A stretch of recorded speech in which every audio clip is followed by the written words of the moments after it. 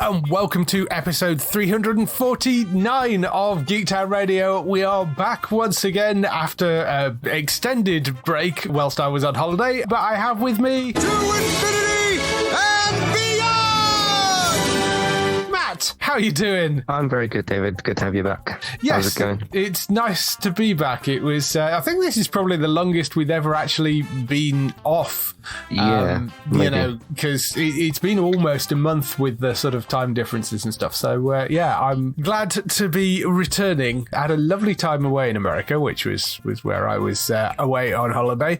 So what have you been up to the last few weeks then? Oh, well, by the way, in that time, I think in the first couple of weeks, I haven't got it anymore, but I got COVID. So you went off to America and I got COVID. Oh, no. So, yeah, but no, I'm all good now.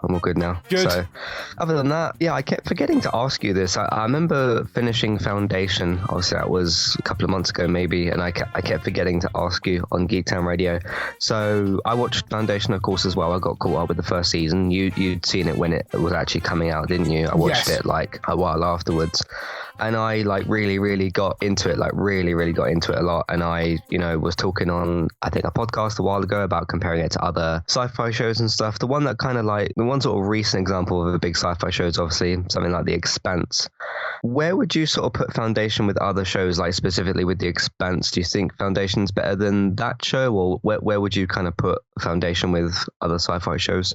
It's difficult to compare it to The Expanse because The Expanse is sort of a full-ended thing.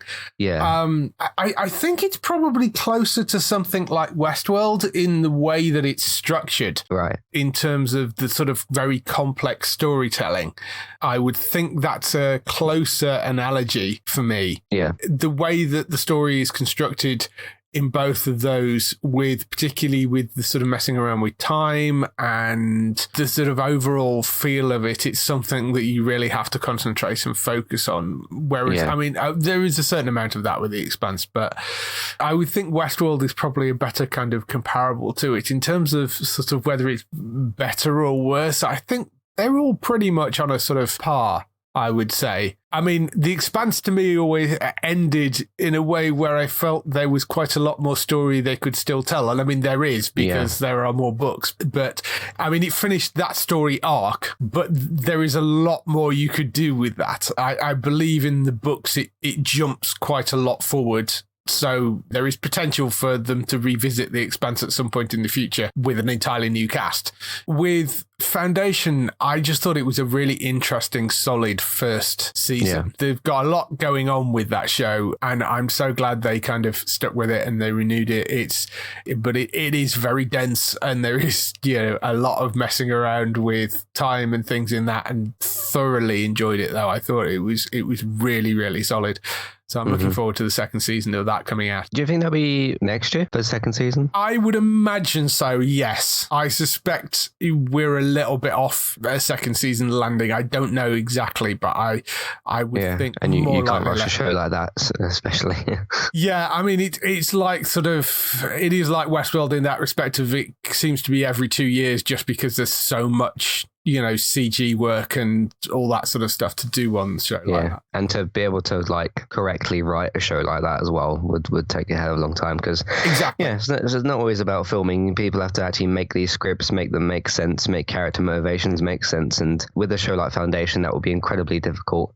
So, I'm looking forward to it coming back as well. I really, really did enjoy it. I didn't quite anticipate enjoying it as much as I did. I remember, of course, when you talked about it at the time, and I thought, this sounds like a really, really good show. And, of course, as I started picking up more Apple, because I picked up Apple TV Plus after, its launch and stuff. Mm-hmm. And then, of course, I picked it up and started watching things. I was like, they've got, a really, really good library of shows, and they're starting to pick up a better track record. And I thought, maybe that will, increase my chances of liking Foundation, and it did. So, it's really good. There are other sci-fi show that I need to get back to. I've seen the first 2 episodes, I think, but For All Mankind, but I'm not in a major rush to get to that yet. So, yeah. But I will do it eventually. So that'll be good. Because I'm just here, especially this 4th season that's like currently airing, isn't it? I'm just hearing endlessly good things about it. So sounds like another good show. Sticking with sci-fi stuff. So I did go and finish all of Star Trek Discovery season 4. Very, very different to watch that at like random times with the box set stuff and have all the episodes available. Because the previous 3 seasons was always like on the Friday, whether it was a Friday morning or Friday night or whatever. For the first 3 seasons, it was like every Friday for a week for about 13 weeks. So it was very different to watch season 4 in a very different way. But of course, there's the other one. Obviously, Paramount Plus put out Strange New Worlds. A bit different, but I understood that it would be different. From what I understand, this is a bit more of like classic sort of Star Trek, which is absolutely fine. It took me a couple of episodes to kind of warm to it and get used to this cast. Obviously, the thing that kind of helped is that you did have Pike and Spock already there, because obviously they were sort of put into season 2 of Discovery, season 3. Yes, season 2. I can't remember which one, but yeah, when they were implemented in there, and then they were moved to their ship that they're in now. So that kind of those characters kind of helped me get into that a bit more, and like things are a bit different. That is a bit more like say like classic Star Trek, are more sort of exploration focused.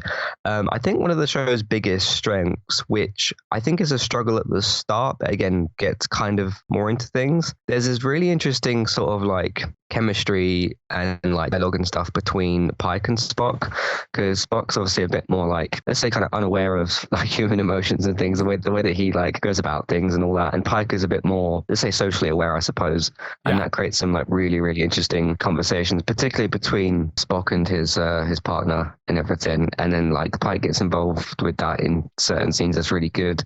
The rest of the crew, like I said, are really good. They've done some good work with that cast as well.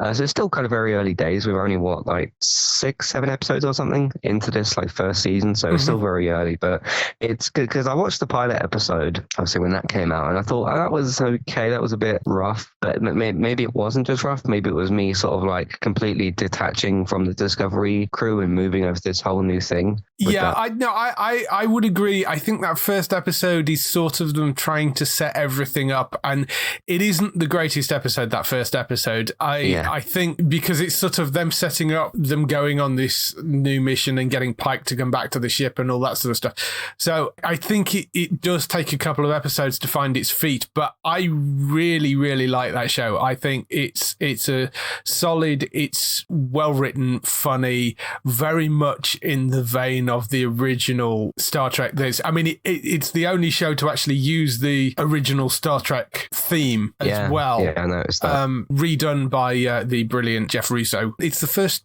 of the new Star Trek shows which he hasn't done the entire music for, but he's did actually redo the theme for it. But I really I thought that he did a wonderful job with that. So it is designed to invoke the original series. The funny thing with the Star Trek theme that you're mentioning, that they bring up as the title card comes up, I think the first time I properly heard that, there was an episode of The Big Bang Theory. Obviously, Big Bang Theory references a lot of this sci-fi stuff and all that sort of thing.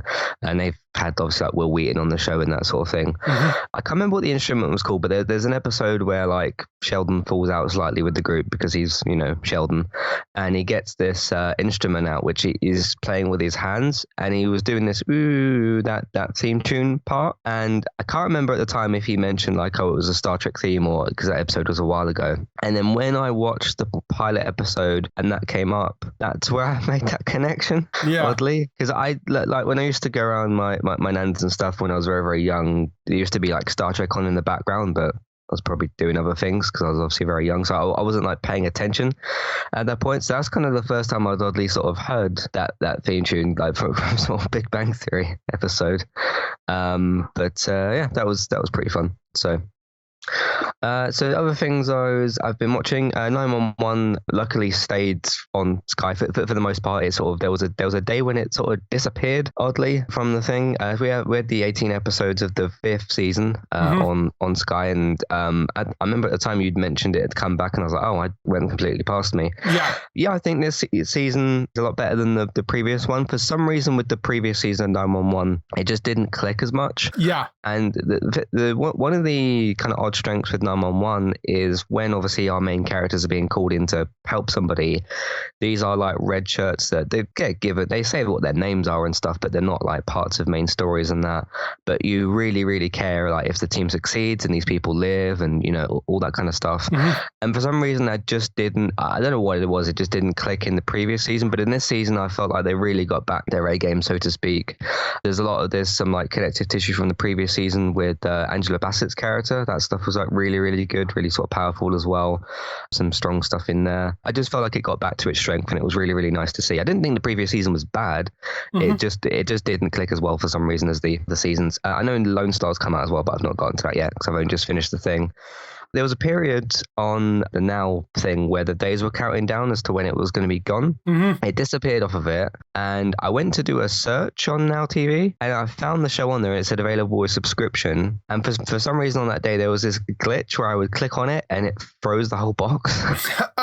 and then the next day it was just back on there as if nothing happened. It was yes, it was quite strange. Technical issues. Yes. Yeah. No, I find Now TV can be a bit finicky. Yeah. And have a pretty bad layout. But anyway, have you caught the newest 911 season? Yes, I've watched the whole of the 911 season this time around. I haven't started Lone Star either yet. 911 at the moment is still on Sky, but I strongly suspect that when that deal comes up, it'll end up going over onto Disney Plus because they've got Lone Star as well. And, you know, they're Disney shows.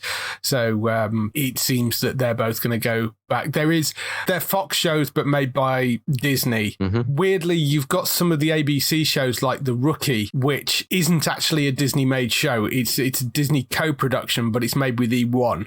So if you're worried about like all Disney shows disappearing or all ABC shows disappearing, that's not that we have that many of those over here. But The Rookie itself should be safe staying where it is because of the fact that it's a co-production and Disney don't have the international rights to it. E1 are the international distributor for that. So that should be staying on Sky. But I suspect 911 will go over onto Disney Plus with Lone Star as well. But I enjoyed the current season.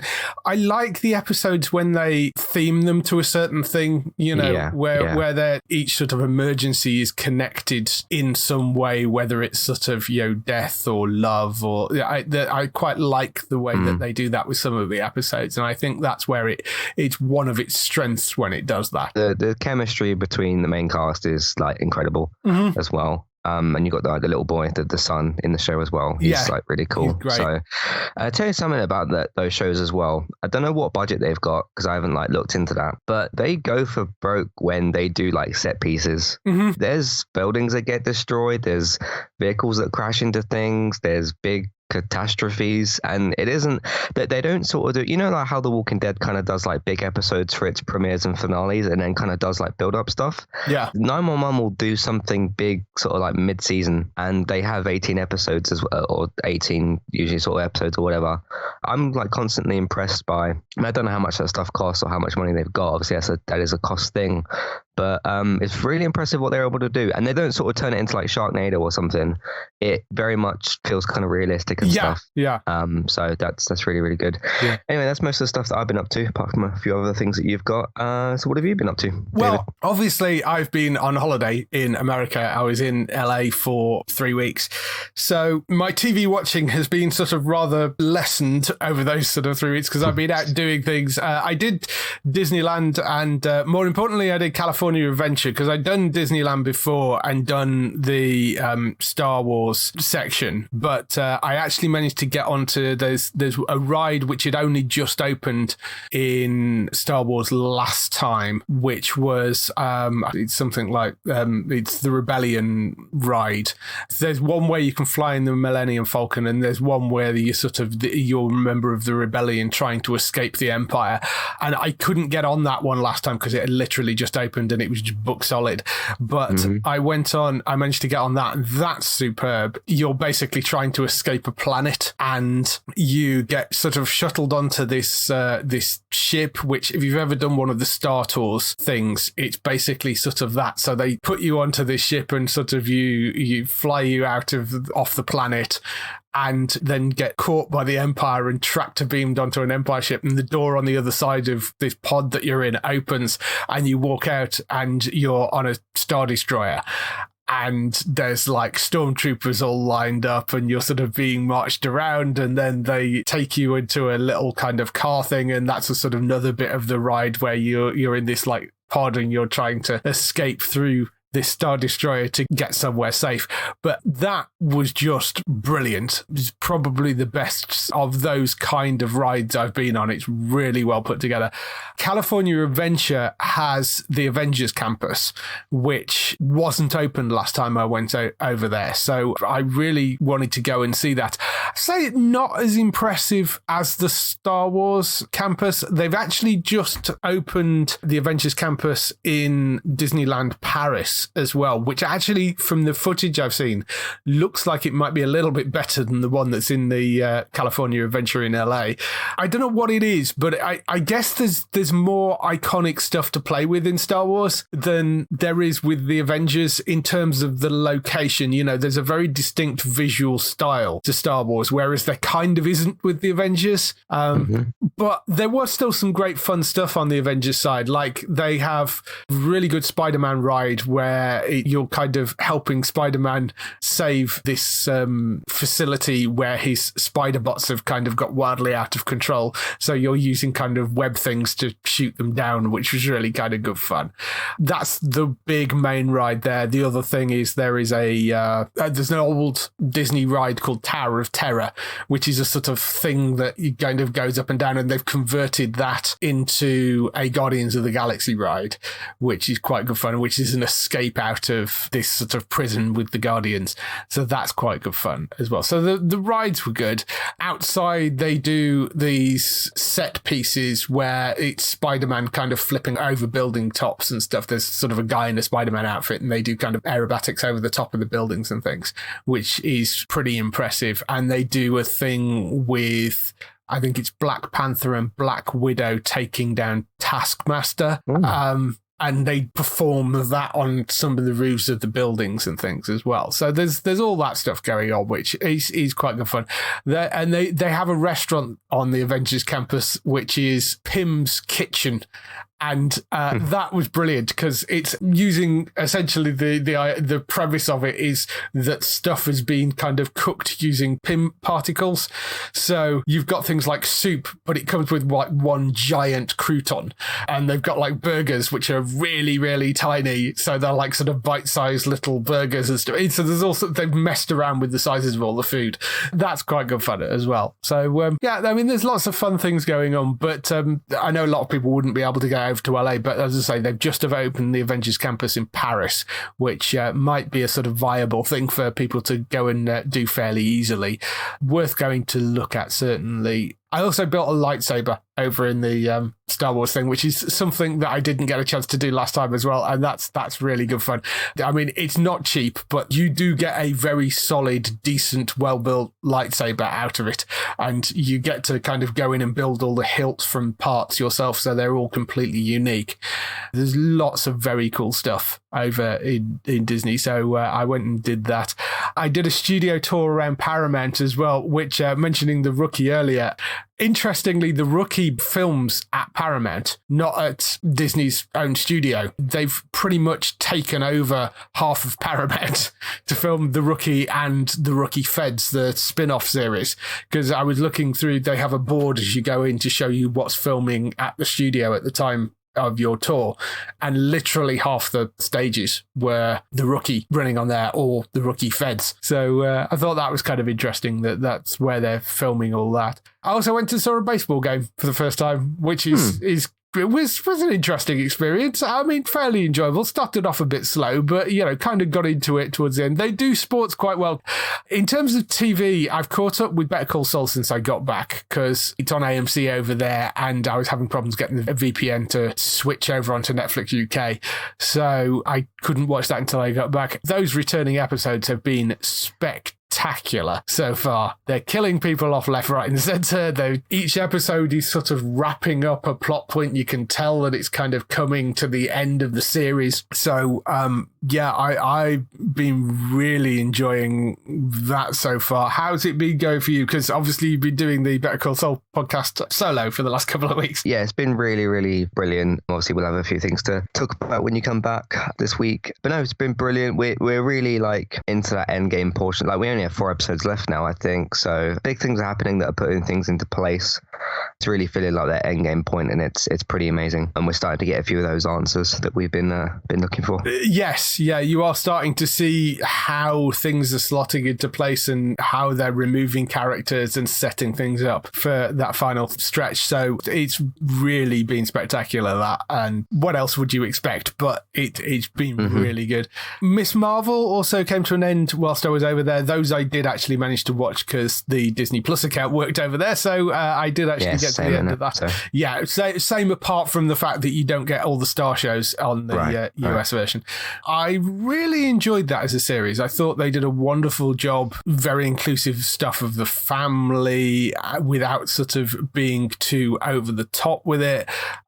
Just a solid, funny, well-written series throughout. And she's so likable as that character. Just fits it brilliantly well. I mean, it's like Tom Holland. She was somebody that was a huge fan of the character before she actually started playing it, and knew all the comic books and all this sort of stuff. So she's just wonderful in that role, and I'm looking forward to seeing her return in the Marvels. Yeah, that was a really, really good show. Miss Marvel covered that when the finale came out. Was a couple of weeks ago now.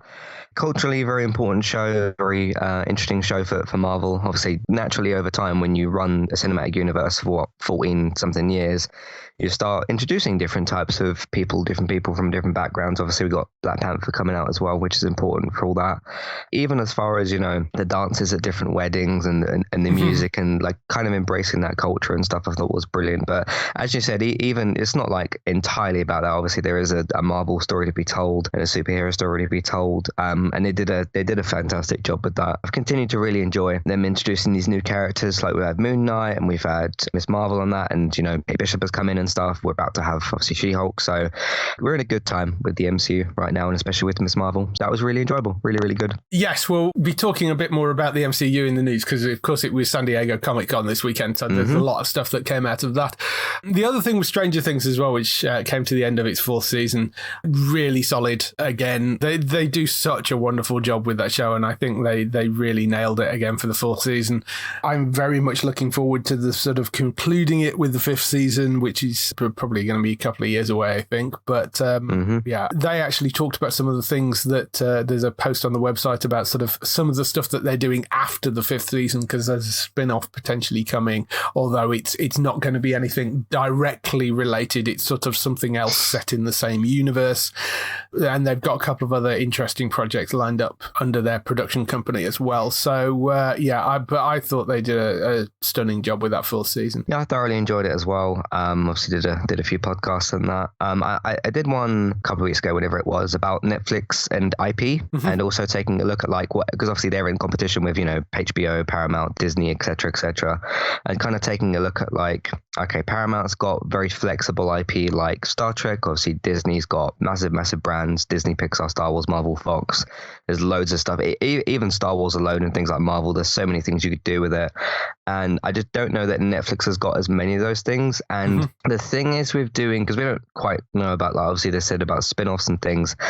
The thing with that is when people talk about Stranger Things and they talk about, mostly the characters that these characters that we've grown up to love, and, Popper and Elle and, everybody in the show, how can you kind of like, I get that we don't know what the idea is yet, but if you drift away from those characters or you do something different, like how good is that going to kind of be? And I kind of posed 2 sort of questions about like, Okay, because some of the originals we started out with, like House of Cards, Orange is New Black, Sense8, things like that, they've all kind of finished and gone.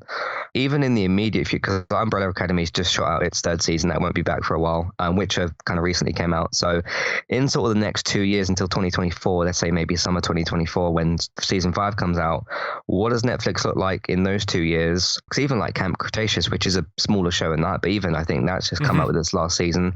What do they look like in those next 2 years? And certainly, what do they look like after Stranger Things is finished? I think they've got potentially a bit of an IP problem. I mean, they lost all the the Marvel stuff. Obviously, that was a while ago, but they just don't have as many of those sort of big, and they've started to do a few more like reality-ish sort of stuff. So yeah, and I get that people like shows like Too Hot to Handle or Is It Cake, but those aren't going to do your sort of like Marvel and Star. Those aren't like Marvel and Star Wars level sort of things. Obviously, those aren't really our sort of things. If you like them, that's great. But I think they need some big kind of new hitters that are on those sort of big prestige levels. Yeah, maybe. I mean, I think they're hoping things like The Sandman will do something for them, which I mean they've just dropped a new trailer for that.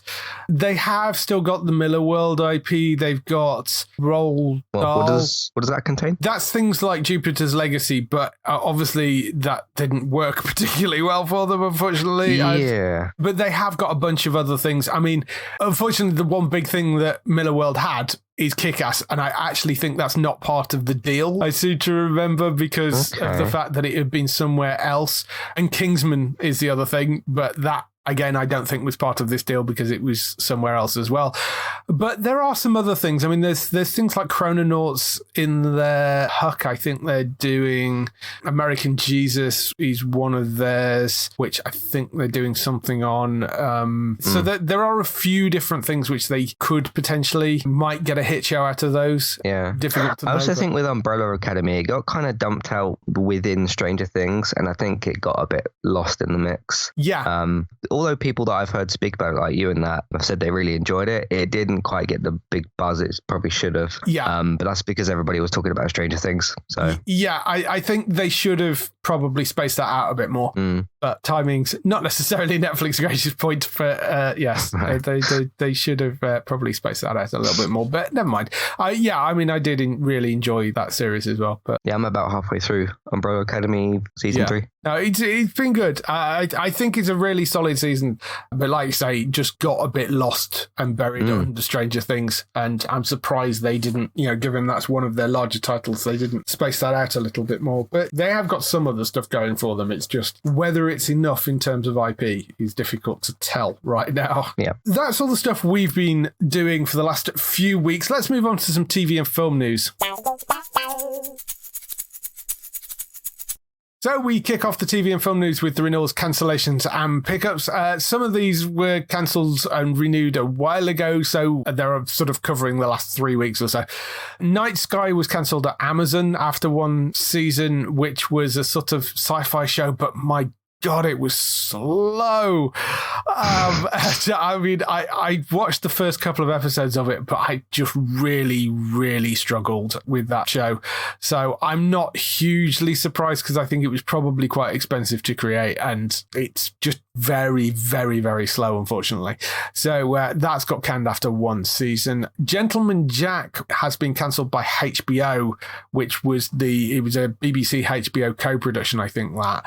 HBO have dropped out of it, so cancelled after 2 seasons, but the creator is looking at ways of making a third season, whether that's with the BBC and somebody else or what, I don't know, but they are talking about possibly managing to try and save that. So it may not be entirely gone, but at the moment it is cancelled after 2 seasons. So does that mean BBC still wants it, but HBO doesn't, so they're looking for a co-production partner? That seems to be the implication, yes. Right. So it's HBO that have said no, but BBC still want it. Yeah, HBO have said they don't want it anymore. BBC, it seems, do, but they can't afford to do it on their own. So okay, right. We'll see whether anything does come out of that. That's the sort of thing where Netflix does sometimes step in, actually, because it's an established show. And that is one thing they are reasonably good at doing, is saving things that have fallen off somewhere else. Duncanville, which did air here, that's been cancelled at Fox after 3 seasons.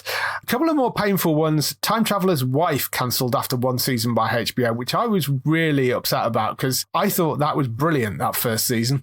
And there's so many more places you can go with it. I think we were talking to Gray about it just before in the podcast before we went up for the break.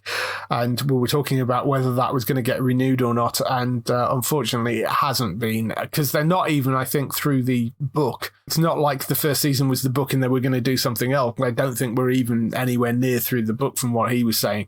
So it's such a shame that's not been picked up again because I think Stephen Moffat did a wonderful job with that. And it's a shame it just didn't find an audience by the sounds of it. I enjoyed it. Yeah, very good. Thought it was really good. And Why Women Kill has been cancelled after 2 seasons by Paramount. So that will not be returning for a 3rd season. I think that was originally picked up for a 3rd season and then they changed their minds. So that's not coming back either. In terms of renewals, What If has already got a 3rd season renewal, which is the animated Alt Universe MCU series. That is going to be back for a 3rd season, and 2nd season is sort of well underway. I think they've said early 2023 for that. Wheel of Time has also been renewed for a 3rd season before its 2nd season has even aired, so that's going to be coming back. That's one of Amazon's big shows. Another early renewal for Resident Alien. That's going to be back for a 3rd season, renewed by Sci-Fi in the US. Breeders has been renewed for a 4th season by FX and Sky, so that will be coming back. Only Murders in the Building was renewed for a 3rd season by Hulu. I've got a few episodes behind on that as well because I couldn't get that in the US because they don't have the Star thing and I didn't have access to Hulu. So that's back for a 3rd season. I did enjoy the first couple of episodes I think I've seen of that. I keep hearing people saying like, oh, I didn't expect much from the show, but it's like really surprisingly good. It is. So yeah, it's like a surprise hit for people, I suppose. Yes, it was one of those things that you thought, oh well, it's Steve Martin, Martin Short, and Selena Gomez. I'm not sure what this is going to be, but it'll might be a bit sort of fun, distracting kind of little comedy. But it is really well put together. It's fun, it's funny, it's well thought through in terms of its plotting. Very much enjoying watching that. So I'm really happy that's back for a 3rd season. For All Mankind renewed for a 4th season. It's the 3rd season that's either finished airing or I can't remember because I got a preview of it, so I'd already seen all of that season by the time it aired on Apple.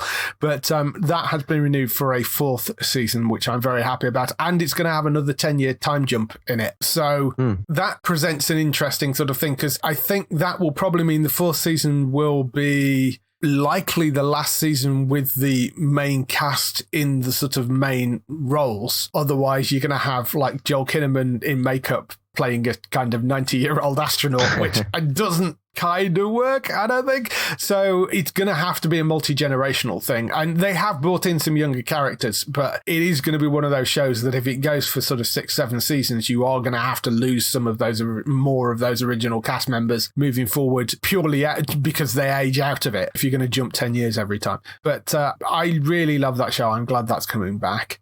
Shetland has been renewed for an 8th season, but there is a caveat to that. Douglas Henshaw, who has been the lead for the first 7 seasons, is going to leave. So it's going to have a new lead actor for Shetland. That's the BBC show, that one.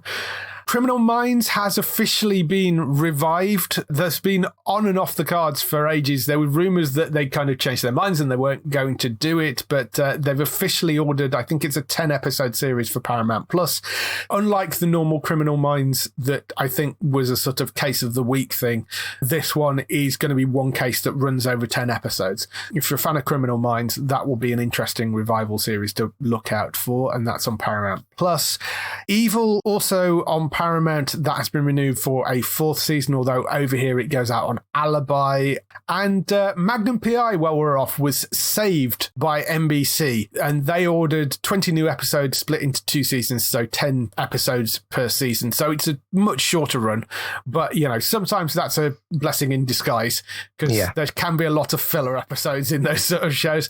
So Magnum P.I. will be back on NBC. It probably won't move over here because of the fact that NBC and Sky are sister companies, so I should make zero change to where it airs in the UK. But it means it's moving from CBS to NBC in the US. That's good news. I know there was a lot of outcry when that got cancelled, so I'm glad that's got picked up. In terms of pickups and other news, they've announced that Vampire Academy, which is the new Julie Plec vampire series, Julie Plec being the person behind the Vampire Diaries originals, Legacies, all those Vampire Diaries shows, Vampire Academy is going to be airing on Friday, the 16th of September on Peacock UK. So that's the day after it airs on Peacock in the US. So for once, the Peacock shows are airing on Peacock on both sides of the Atlantic. Vampire Academy has no connection with the Vampire Diaries stuff. It just happens to be another vampire show that Julie Plec liked the book. It's an adaptation of a book, and she liked the book. Actually, prior to doing Vampire Diaries, she liked the book but couldn't get the rights to it. Now she got the rights. This was one of the first things she wanted to do because she's under a new deal with NBC, and this was the project that she picked to do it and launch that new deal with. It's described as a story of friendship, romance and danger at St. Vladimir's Academy, which isn't just any boarding school. It's a hidden place where vampire royals are educated and half-human teens trained to protect them from the savage Strigoi vampires who would like to see them destroyed. So it's very much in that sort of teen vampire drama-y kind of area that she does so well. So I'm sure that will be one to look out for if you're a Vampire Diaries fan. I mean, different book, different cast, not connected in any way, but certainly the same area. There was some casting announced for Black Mirror Season 6. Zazie Beetz, Papa Esadu, Josh Hartnett, Aaron Paul, Kate Mara, Danny Ramirez, Clara Ruggard, Auden Thornton, and Ajana Vassan were announced as being part of the cast for the first few episodes of Black Mirror Season 6. Don't really know any more about Black Mirror at this point because it's way, way too early to tell. Aaron Paul has actually voiced something in Black Mirror previously, so there is some suggestion that maybe they're going to go back to a story they've told before previously for the first time with Black Mirror.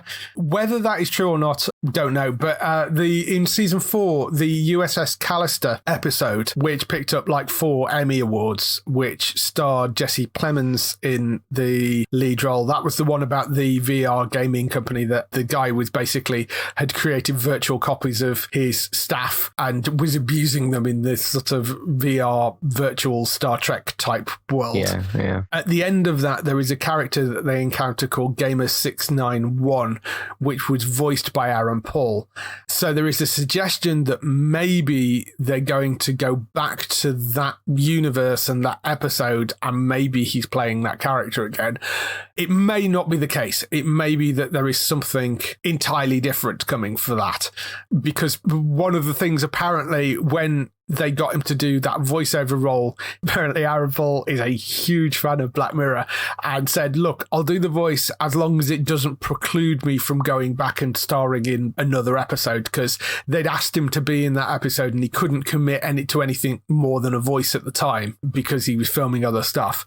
And he basically said, look, I'll provide you a voice for it as long as that doesn't stop me from coming and actually being a character on screen in a later episode.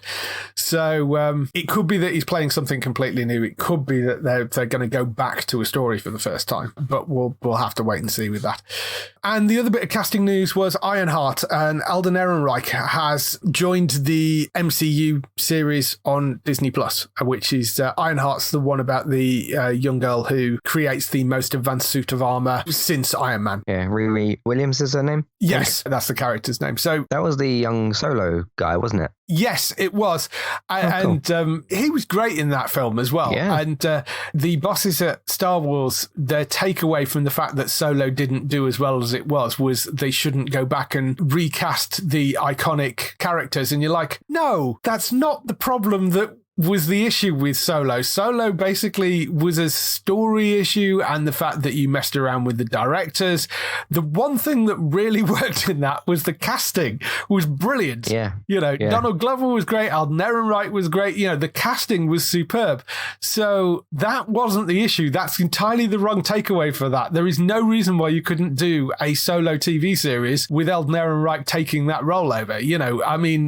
saying, oh, well, we shouldn't recast the classic characters, you kind of did that with Ewan McGregor, and that worked out okay. So, I mean, it was a weird statement for them to make, but anyway, I'm glad he's sort of still sticking with Disney and he's now going to be in the MCU. That's good. Sticking with the Marvel stuff, it was, of course, San Diego Comic-Con. They did a big panel. They announced some new things, but one of the big things they did was they announced what the overarching story was for the next few phases, and they also gave some date announcements for Phase 5 and Phase 6. So following on from the Infinity Saga, which was Phase 1 to 3, Phase 4 to 6 will be the Multiverse Saga, if you hadn't already guessed that by the amount of multiverse stuff that was kind of hanging around. But I think that was fairly obvious that that's where they were going with it. Yeah, especially with a film called Doctor Strange and the Multiverse of Madness as well. Yes, and the multiverse stuff that we had in the Spidey movie, and we know at some point they're going to need to introduce X-Men, and they've kind of hinted at that already in Miss Marvel. So there's things going on there, and the multiverse is a way of sort of potentially doing that. It's no great surprise that the Multiverse Saga is what that they're going with for phases 4 to 6. Phase 5 starts with Ant-Man and the Wasp: Quantumania, so that's 17th of February. We've then got Secret Invasion, which is the Disney Plus series, that's coming spring 2023. Guardians of the Galaxy Volume 3 in 5th of May 2023. Echo coming in the summer. Then Loki Season 2 also in summer. That's followed by The Marvels, which is going to be the 28th of July. Blade now has a date. That's going to be the 3rd of November. Ironheart will be autumn 2023. Agatha Coven of Chaos, that's going to be winter 2023. Daredevil Born Again, which is a new, well, we kind of knew it was coming, but now has a official title. That's spring 2024. Captain America New World Order, that was also newly announced. That's on the 3rd of May 2024. And Thunderbolts, which was a new film, that is announced for the 28th of July 2024. So that's Phase 5 with Thunderbolts ending it, Ant-Man starting it. Then Phase 6, they've only got 3 things in Phase 6 at the moment. Obviously, that will expand over time, but there's 3 films. Fantastic Four, which is coming 8th of November 2024. That's the thing that's kicking it off right now. And it will end with 2 Avengers movies, just like the previous arc did. So that's going to be Avengers, the Kang Dynasty, that's 2nd of May 2025, and Avengers, Secret Wars, that's going to be 7th of November 2025. So that is the plan at the moment. Of course, things move around, but that is the plan right now. Yeah, some interesting stuff in there. There's a few new projects and things that have sort of changed. You've got, as I say, Daredevil Born Again, which is the official title for the revamped Daredevil series. Takes its name from a classic Frank Miller run on the comic book. However, that comic book was used as the basis for season 3 of the Netflix series. So, although it's called that, obviously because it's the first one on Disney Plus, I rather suspect the storyline will be somewhat different to the comic book storyline. They've just kind of nicked the name, which I think is fair enough. The other one was Agatha Coven of Chaos, which they had announced that's the Agatha Harkness from WandaVision character. They had announced that series was coming, but it had a different name previously, so they've changed the name of that to Coven of Chaos. Captain America New World Order, of course, is Sam Wilson's first kind of big screen debut as Captain America.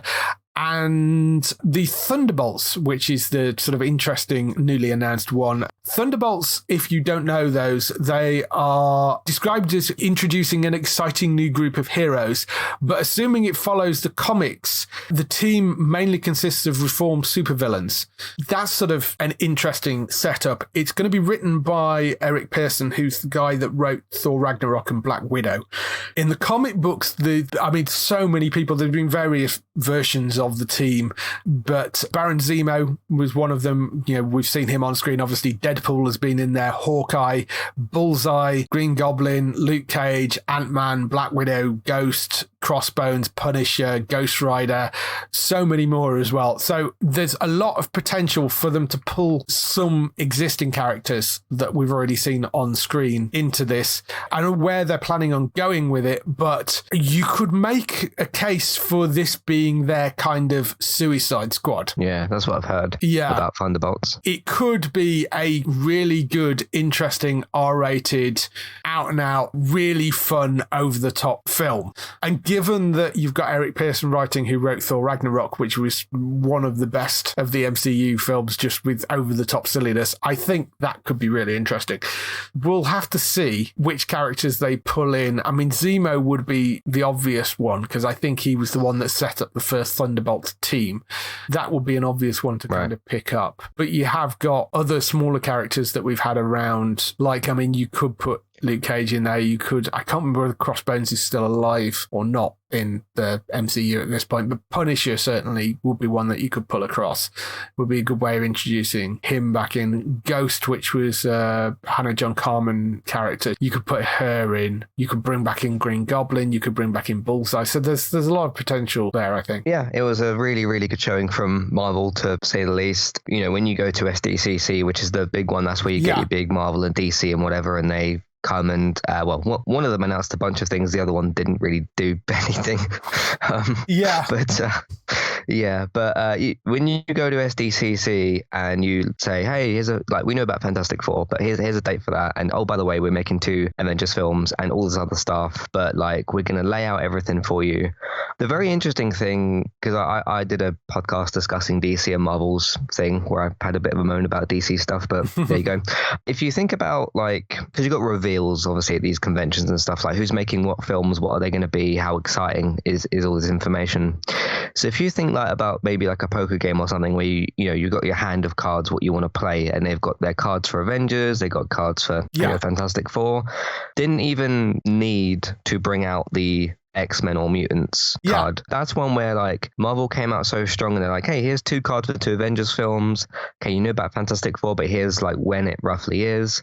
And like, oh, that Mutants card, you can just put that back in the pack and save that for later. Like you don't even need that right now. And obviously they got D23 and other stuff coming up, but I found that very kind of like interesting how, because like X-Men and Mutants, like a massive thing, and it's not just going to be just X-Men. You're going to have probably other mutants and stuff in the MCU because it's a big universe. But I thought that was really good. But just the way they've laid all this out and where this story is kind of going. And it's interesting with Phase 4 because I've looked at Phase 4 in a particular way of like end of Endgame, end of Phase 3 and stuff. Avengers are a bit kind of disassembled. You know, some of them have died. They've kind of gone off and done their own things and stuff. Obviously, going to see Hulk in the She-Hulk show and other things. And you've got Thor, who's still kind of knocking around. Hawkeye, who's, getting to know Kate Bishop. And you started introducing like younger Avengers, but you've still got Doctor Strange, Captain America, these older characters, all these veteran sort of characters that are still around. You've got like a new Captain America set up as well. You're going to get a new Ironheart-esque sort of character, another person with a suit. And I've sort of looked at that and thought, okay, you're reassembling the Avengers kind of, and also possibly giving yourself another option with the young Avengers. You're also setting up the multiverse, which is a whole big deal in of itself.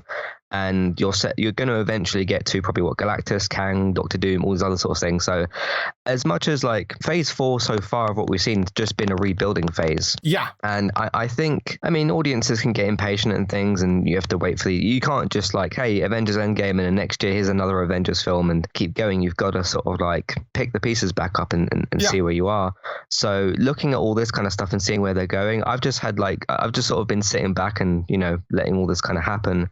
And just getting excited about, okay, Fantastic Four on the way. We know the Avengers getting rebuilt, multiverse. There's still so much going on. And also like Eternals and things like that, like Celestial. So to me, it's not been boring at all. I've really enjoyed this rebuilding phase and getting introduced to new characters.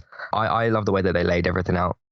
And you get a better idea of things. I also like what films are kicking off and finishing the phases. I think those makes sense as well. But what do you think? I've seen some moaning around about Phase 4, but you think back to Phase 1. Phase 1 was building up towards that Avengers thing. So you've still got She-Hulk to come on the 17th of August. You've got Wakanda Forever coming on the 11th of November. Plus you've got What If, which sort of, I guess that's sort of outside side, but that's coming early 2023. That almost is like a multiverse MCU thing. Yeah, which is a sort of multiverse thing anyway. You've also kind of loosely connected, yeah. Two things which had not been mentioned at all, which have been announced, was the Armor Wars thing, which was War Machine in it, dealing with somebody stealing Tony's tech, I think is the setup for that one. And the Marvel Zombies, which again is another sort of Elseworlds kind of thing. Those are actually missing for the lineup entirely right now. But it seems like that Phase 4 will sort of end with Wakanda Forever. That's the last big film of that phase. But I've been fine with Phase 4. You look back to Phase 1. Phase 1 was a building phase, obviously, because you had to build to the Avengers. Phase 4 has been a rebuilding phase because, at the end of everything that happened with the, Infinity Saga, you're having to rebuild and restructure things. So it's only what they did in Phase 1 in Phase 4, yeah, they're actually the same. They're just doing things with different characters. Yeah, but people know some of these characters now, so they're starting to get impatient. It's like, no, chill out. It's fine. We didn't really know all that much. We knew they were building towards the Avengers movie, but we didn't know all that much about exactly what was going on. And certainly the Thanos thing didn't pop up until much, much later. So just chill. Enjoy the stuff that's coming out. We've now got a better direction of where things are going anyway. Your point about the X-Men, I wonder if they're going to introduce the X-Men in Phase 6 because they only have 3 films announced there at the moment. So there's a lot of scope for them to put more things in at that point. So I'm kind of thinking that that's probably where you'll find those, I would have thought. Yeah. So, it's all looking pretty bright, though, I think, over at Marvel. Phase 5 looks pretty packed. Phase 6 has got a lot of scope to add some more interesting stuff in, and that will take us up to 2025. So lots of good things kicking around there, I think. Because with things like X-Men, you don't rush something like that. You don't sort of like, oh, we have to tell you a date because you're very light. It's like, no, you're doing it. You said about Avengers, Fantastic Four, X-Men, all really, really big deals. So if you only want to kind of like say, okay, dates for those things, and obviously because the actual Avengers, the 2 films hadn't been announced, so those were like the big announcements, that means you don't like have to go, obviously SDCC, big sort of thing, but you've already mentioned Fantastic Four, Avengers. You don't also have to come out with X-Men. You can just, relax and kind of deal with that later. I kind of feel like with X-Men as well, they probably want to make that announcement and announce a cast at the same time. Maybe. I think if they're going to say, okay, these are going to be the new X-Men, this is the person that's going to take over the role of Wolverine, they're going to want to be able to introduce those key characters, I would have thought, with faces. I mean, you kind of thought they might want to do that with Fantastic Four, but I mean, with Fantastic Four, it's slightly different with X-Men because there is a history to it. They're going to want to, I think, probably be able to present a solid pitch for it and a solid plan to the public. So I rather suspect there will be some announcements at some point about X-Men, but and I suspect it will be for stuff in Phase 6 because Phase 5 is looking pretty packed at this point. Yeah, you don't need to just shove X-Men into Phase 5. No. I think Phase 6 certainly would make sense, with Fantastic Four, and we know how it starts and how it ends, but there's a big gap in the middle of it, so we'll see. I think ending 4 with Black Panther, because Black Panther's going to be a huge film. Obviously, that trailer was phenomenal as well. It's interesting because we got the 2 trailers. Black Panther was like powerful and emotional, phenomenal, and obviously She-Hulk is meant to be more comedic, but that was like really fun and really great as well. Yeah. Plus that little tease of a certain someone was absolutely brilliant as well. Yes. Ending that with Black Panther and then going to like a Quantum Ant-Man film, that's a pretty big deal. So yeah. Should be very good.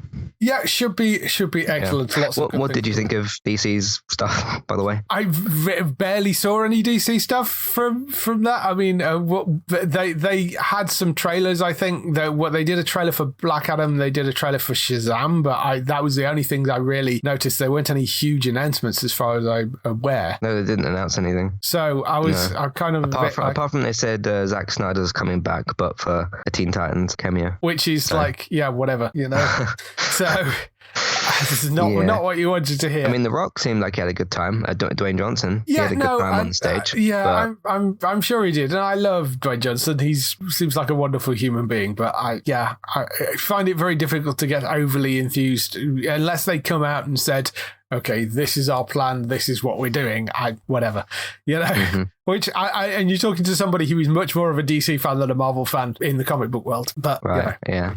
So moving on to other comic book stuff, there was quite a big Walking Dead announcement. There is a Ricken Michonne series coming to AMC, which sounds like it's basically replacing the much talked about Rick Grimes movies. So rather than do movies, they're doing a series.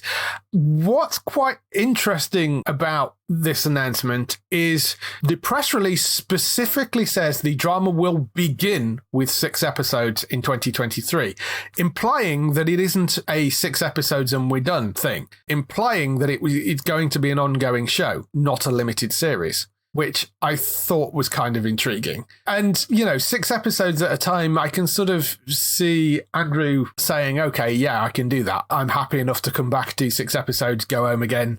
Means he's not going to spend like 3/4 of the year in Atlanta. Right, yeah. I can see that being a sort of ongoing thing. That sort of makes sense. There is a sort of description, although it doesn't really give a huge amount away. Series presents an epic love story of 2 characters changed by a changed world, kept apart by distance, by an unstoppable power, by the ghosts of who they were. Rick and Michonne are thrown into another world built on a war against the dead and ultimately a war against the living. Can they find each other and who they were in a place and situation unlike ever they've ever known before? Are they enemies, lovers, victims, victors? Without each other, are they even alive, or will they find that they too are the Walking Dead? So it doesn't really give a huge amount away other than, it's Rick and Michonne trying to find each other in some way, which we kind of knew anyway.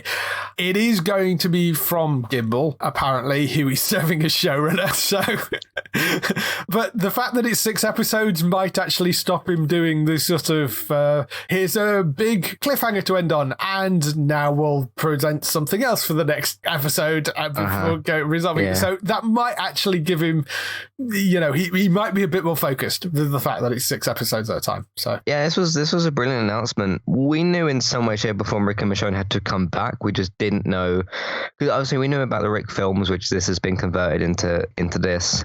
We had speculation about okay, is Michonne, where is Michonne? When are we going to see her next? And these aren't like your small little red shirt characters that live at Oceanside or something. These are like Rick and Michonne. Yeah, they are your main characters. So I think a 6 episode thing works best. I thought that they hinted at that this would wrap up their story, but if that's not the case, then we'll have to see how that kind of goes. But last we saw Rick, he was in a helicopter, just like Jack Bauer was in 2014. Yes. If anybody remembers that. Stop taking away my heroes in helicopters.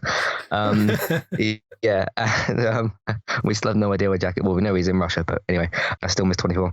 So he went off in that, and then Michonne kind of not literally walked off into the woods, but basically sort of walked off with this unknown group of people. She may have well have just kind of walked off into the woods, and it was like, bye, I guess you're finding Rick, but we don't know when we'll see that. And then now we have this, so it was a little bit up in the air, everything. Obviously the main focus was still okay, we still had the main show going on, which was good. It'll be very interesting to see, because when he left in, what was it, season, I think he left in 9, she left in 10, if I remember. So it's been a while. Obviously they had the COVID issues and whatever, and they had to do the bonus episodes and stuff, but they have 2 options to me now where they can either, because it would make a lot of sense if, even if it's last 5-10 minutes, Rick shows up in the finale, like the big series finale, the main show, has an emotional reunion with Judith, who he's not met Kaylee Fleming's version. Obviously he's met Judith, but he hasn't met the older version, and that would be a bit different and more impactful. Yeah. And RJ has not seen him either. If you did a big, I know obviously you got Ezekiel and Daryl and everybody else that's there, but obviously the big reunion would be Judith. So that would make sense, but are you going to do that or have him show up in just this? Because I think we need a Judith, as good as it would be to have these 2 back, I think we need a Judith and group reunion. It's tricky, that, because the obvious way you could do it is you could do it with a sort of time jump with him coming back, but then the problem with putting a time jump in is you can't use Kaylee Fleming as that version of Judith, because if you want to give a reasonable amount of time, I mean, it depends. if you're only going to put a couple of years, you probably could. But if you wanted to, say, put a 10-year time jump before Rick comes back to give you 10 years to play with, or 5 years to play with for the Rick and Michonne series, then that becomes more problematic because you need an older actress to play an older version of Judith, if you see what I mean. You know, for that reunion. And if that reunion isn't Kaylee, it's going to feel a bit weird. So I don't know. I don't know exactly how they play that. Depend on when things have been filmed. I mean, there's nothing saying like Judith can't be in this new thing. No, well, that's other true. characters can't show up there. I mean, we've had those other characters show up in World Beyond, and that was a nice surprise. Yeah. So, because it's not quite like MCU type stuff, but we have had some crossovers. I mean, Dwight and Morgan have gone over to Fear, so that's not an unknown quantity. So we shall see. But it's good news anyway. I'm glad that they've like kind of cleared this up and stuff. So it's something to look forward to. Yes, definitely. One last story we have, which I thought was kind of interesting. Strange New Worlds, as we were talking about earlier, coming back for a second season, will feature a crossover with Lower Decks, apparently, which it's fascinating. But the episode will apparently be a live-action animation hybrid with Tawny Newsome, who plays Beckett, and Jack Quaid, who plays Brad Boemler, in it, playing the live-action versions of their animated characters, apparently. Jack Quaid, of course, is Huey from The Boys. That, I think, is an intriguing idea. Those characters all be coming across. How that will work, I don't know. There's got to be some time travel-y stuff involved because Strange New Worlds is set in original series time, whereas Lower Decks is set in Next Generation. So there must be some time jump stuff. But I mean, that's not unheard of in Star Trek at all. So, you know, that's fine. Yeah. But I thought that was kind of really quite intriguing that they're talking about doing that. Jonathan Frakes is apparently going to be directing the episode. Frakes, of course, is returning as Will Riker in the third and final season of Star Trek Picard as well, along with they released some character photos of the older versions of those characters for Star Trek Picard Season 3, which was nice to see. That's basically Picard Season 3. It's got all the Next Generation cast coming back. Frakes has directed like hundreds of episodes of, well, not hundreds, but quite a lot of episodes of various Star Trek series and 2 of the feature films. So he's kind of knows what he's doing. It makes sense for him to be the person doing this crossover. But yeah, live action animation hybrid is interesting. God knows what they're going to be doing that. But yeah, apparently a crossover between Strange New Worlds and Lower Decks is on the cards. With the live action hybrid thing, obviously Star Trek has, not really sort of done that before, but I have liked where I've seen that in things. Like Roger Rabbit was, from what I remember from that was quite good. Yeah. Sonic did it really well. Detective Pikachu did it well. I did see that Chip and Dale film. That was pretty good. So I quite like that actual idea, and I think it fits with like certain characters, but a bit different in the context of Star Trek. So we'll see how it works. Does this mean I need to get caught up on Lower Decks? Well, or is it more? I don't know. Yeah, I don't know. I mean, they're saying it's a crossover, but I don't know to what extent. I don't know whether it's going to be like you need to watch one episode of each, or that could be quite difficult because at the moment Lower Decks is still with Prime Video in the UK. That will probably change at some point in the future, but at the moment Lower Decks is still a Prime Video series, just like Picard is still a Prime Video series.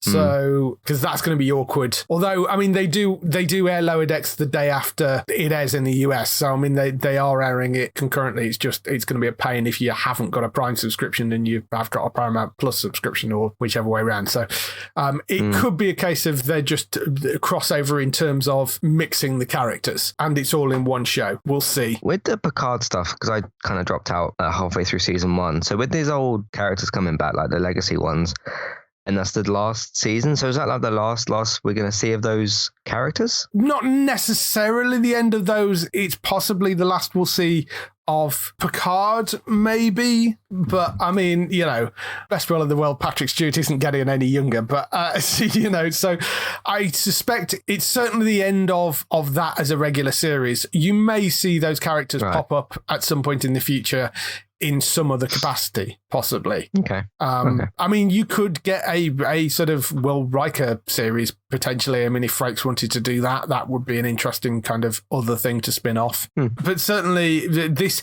seems to be designed as a kind of reuniting of that Next Generation cast and a send-off. Certainly it seems like a send-off for Picard. Whether it is for the rest of the cast, we'll have to wait and see. Okay. So that's all the news for this week. Just some highlights for next week on TV. So, highlights for next week. We have some interesting new stuff popping up. From, which is a sci-fi horror series about a nightmarish town that traps those who enter. It's an epic series in the US, but it's been picked up by what is now called Sky Sci-Fi. Why they didn't call it Sci-Fi, I don't know. But that's the new name for the sci-fi channel in the UK. So, yeah, that's going to be landing on the 26th of July at 9 p.m. That sounds like your sort of show. I rather suspect a sci-fi horror thing, but so that's called From, and 26th of July on Sky Sci-Fi at 9 p.m. I feel like I've heard that name somewhere before. Maybe if I look up a trailer or something, it'll remind me. Yeah, maybe. Like... One of the lead in it is one of the guys from Lost, I seem to remember. Okay. High School Musical, the musical, the series, the summer camp thing, that's season 3. That is on the 27th of July. That's landing on Disney+. Under the Banner of Heaven, that's a limited series that's coming to Disney+. That's an original limited series inspired by the true crime bestseller. Paper Girls, which is based on the Brian K. Vaughan best-selling graphic novel about time-traveling newspaper delivery girls.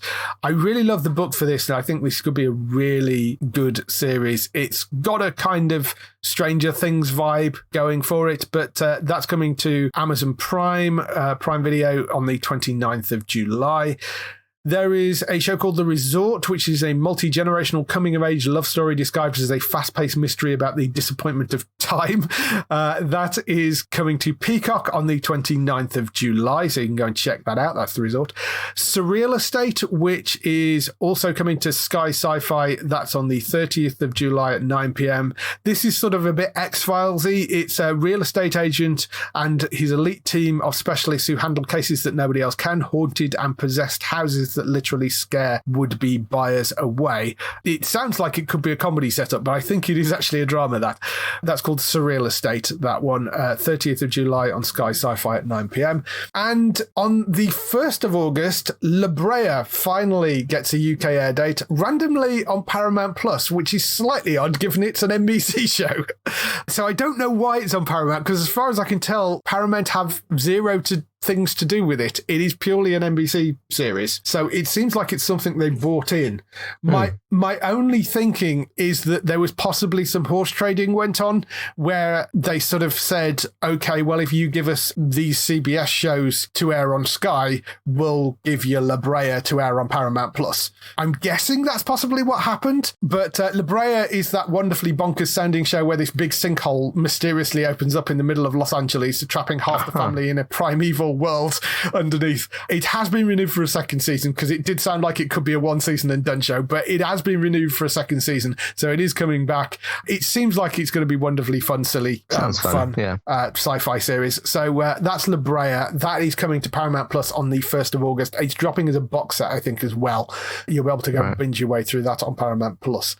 And that is everything coming for the next week on TV. If people want to find more of your stuff, where can they find you, Matt? You can find me over on entertainmenttalk.org for TV, games, films, May Night podcast. May Night's preseason has kicked off. Eric Ten Hag is here, and we've signed 3 players, so that's brilliant. But you can, entertainmenttalk.org, podcast platforms, if you want to find us over there. Still doing Better Call Saul, still doing Westworld. May Night are coming back, as I said. Still doing some film reviews. Did Thor recently, talked about Netflix's IP things, and talked about other IP as well from other places. Reviewed a couple of games recently. I think you're a cat person, aren't you? Stray came out. Yes. That was quite good. Did a review for Trek to Yomi yesterday as well, which is an interesting game. Still doing Game and Talk podcast with Robert, so plenty of things are still going on, and of course there is always loads of TV to watch, so I'll be covering what I can from that. You can also find me on Twitch at eTalkUK, and if you want to find our gaming content archive, basically it's on YouTube at Entertainment Talk Plays. So that's me. So go and check Matt out over there. For other people involved in the show, you can also go and find Bex on twitch.tv/Trista Bytes. That's BYTES. She's streaming daily and various evening streams, and you can go and check out all the fun and silliness over there. You can go and find Daryl over in HollywoodNorthNews.net for all those TV series you love that are shot in Canada. For us, you can go to the website at geektown.co.uk. Throughout the week and see all the latest air date information. If you want to get in touch with your questions or comments, email us on podcast@geektown.co.uk. Leave a message on the website post. Find us at Geektown on Twitter, on Facebook at facebook.com/Geektown, on YouTube at youtube.com/Geektown, and on Instagram at Geektown UK. That is everything. We shall see you next week. Bye-bye. Goodbye.